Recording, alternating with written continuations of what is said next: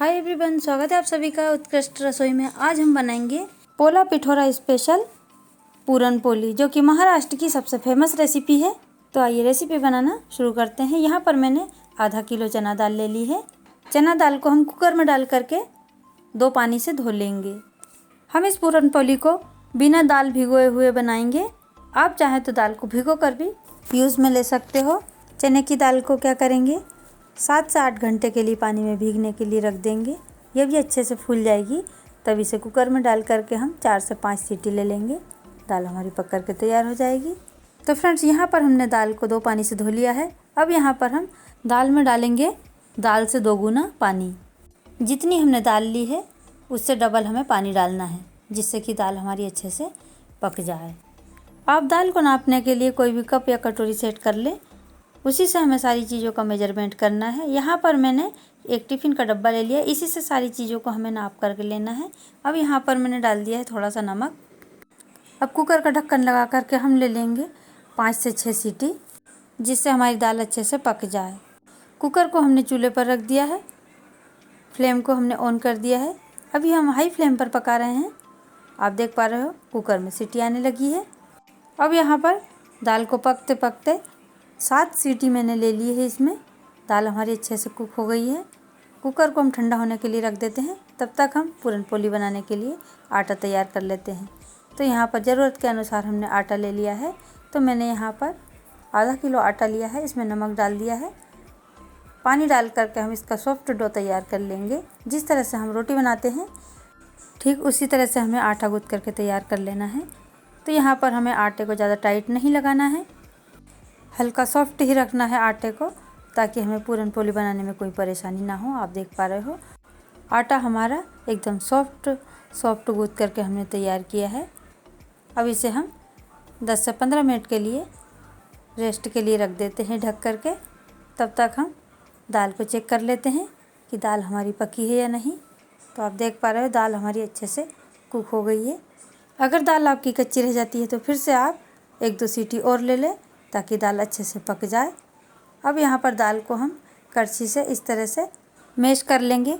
दाल soft है इसलिए हम इसे करछी से ही मैश कर लेंगे। आप चाहें तो आलू मैशर से भी इसे मैश कर सकते हो, या फिर गेहूँ छानने वाली छन्नी में भी डाल करके आप करछी से घुमा घुमा करके भी मैश कर सकते हो। इससे भी दाल हमारी बहुत अच्छे से मैश हो जाती है। अब दाल को हमने मैश कर लिया है।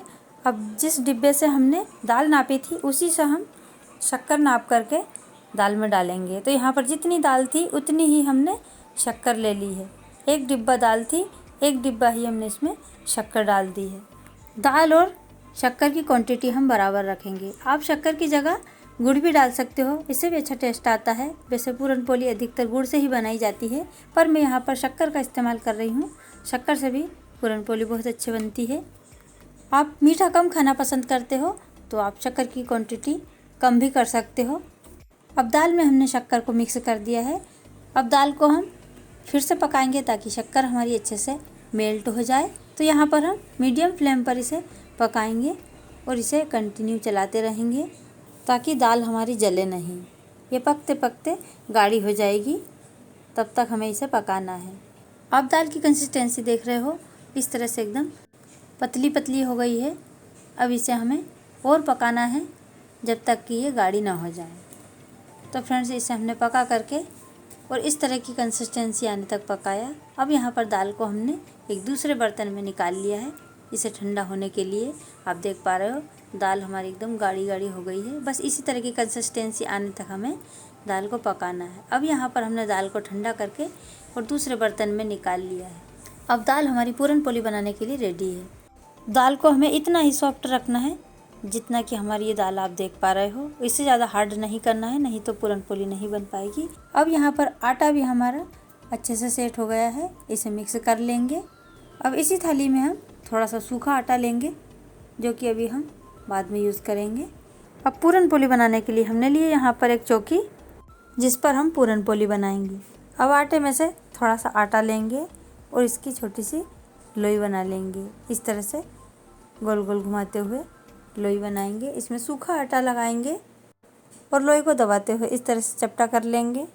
अब यहाँ पर तवे को भी हमने गर्म होने के लिए रख दिया है चूल्हे पर, तवा हमारा गर्म हो रहा है, तब तक हम पूरन पोली बना करके तैयार कर लेते हैं। तो इसके लिए हमने लोई को इस तरह से पतला पतला बेल लेना है। जिस तरह से हम रोटी बनाते हैं बस उसी तरह से हमें एक रोटी बना लेना है।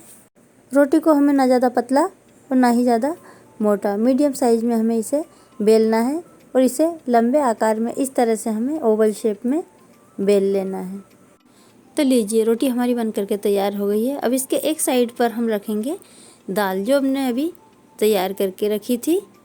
इसे हमें साइड में ही रखना है।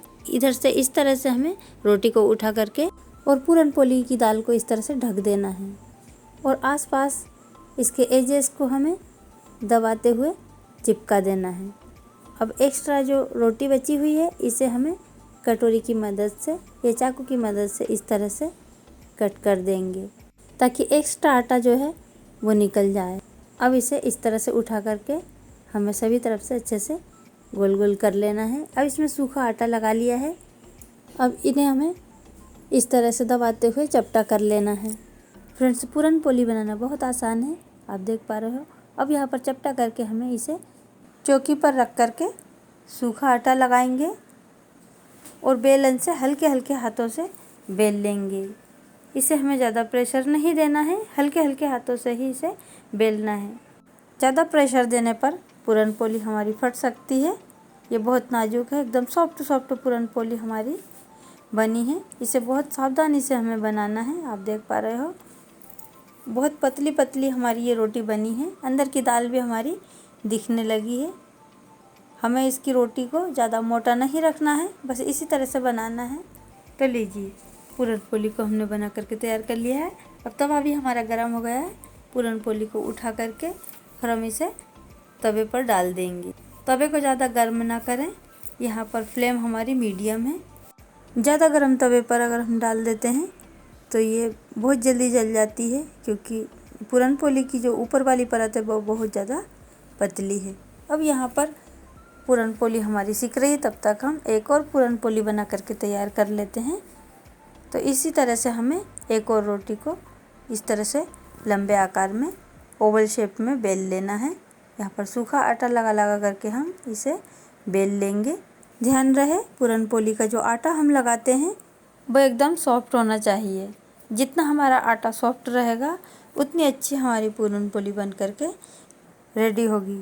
जब ज़्यादा हार्ड आटा हम कर लेते हैं तो जब हम इस तरह से पूरन डालने के बाद इस तरह से चिपकाते हैं तो आटा हमारा चिपक नहीं पाता है। पूरन पोली बनाने के लिए हमें सबसे परफेक्ट आटे को गूँथना होता है। अब यहाँ पर पूरन पोली हमारी एक साइड से सिक चुकी है। हमने इसे दूसरी तरफ भी पलट दिया है। दोनों साइड से अच्छे से रेड स्पॉट आ गए हैं। अब इसमें हम लगा देंगे घी। तो यहाँ पर एक साइड हम घी लगा देते हैं, फिर पलट करके हम दूसरी साइड भी घी लगा देंगे। आप घी नहीं खाते हो या घी का यूज़ नहीं करना चाहते हो तो आप इसकी जगह सनफ्लावर ऑयल भी लगा सकते हो। इससे भी पूरन पोली हमारी बहुत अच्छी बनेगी। अब यहाँ पर दूसरी तरफ भी हमने पलट दिया है और इस साइड भी हमने घी लगा दिया है। अब इसे दोनों साइड हम इस तरह से पलटते हुए सेक लेंगे। आप देख पा रहे हो कितनी सुंदर हमारी पूरन पोली बन करके रेडी हुई है। ये दोनों साइड से अच्छे से सिक गई है।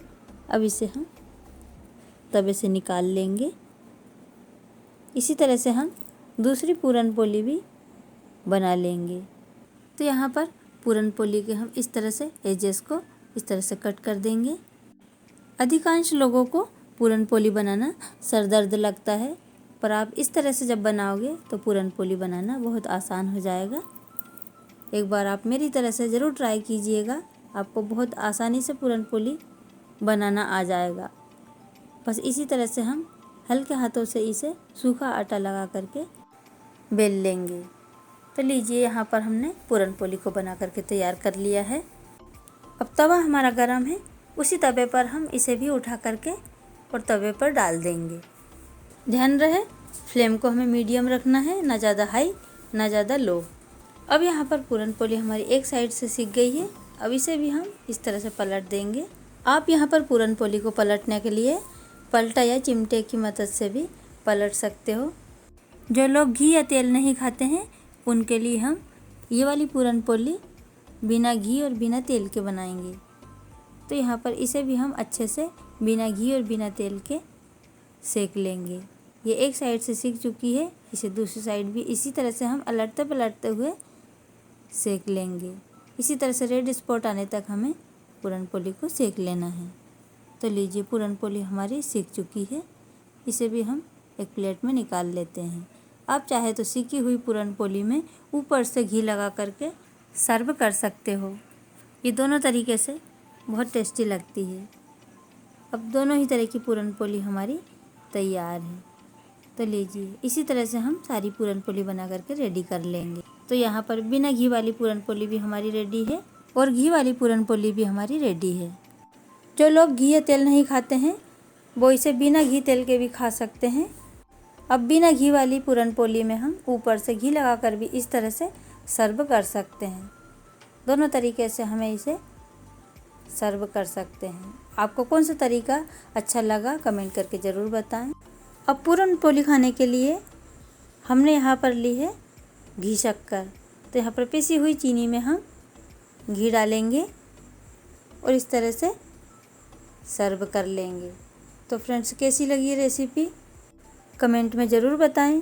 अच्छी लगी हो तो लाइक ज़रूर करें। मुझे सपोर्ट करने के लिए चैनल को सब्सक्राइब कर लें और बेल आइकन ज़रूर दबाएं, जिससे कि मेरी आने वाली हर एक वीडियो की नोटिफिकेशन आप तक पहुंचती रहे। वीडियो देखने के लिए धन्यवाद।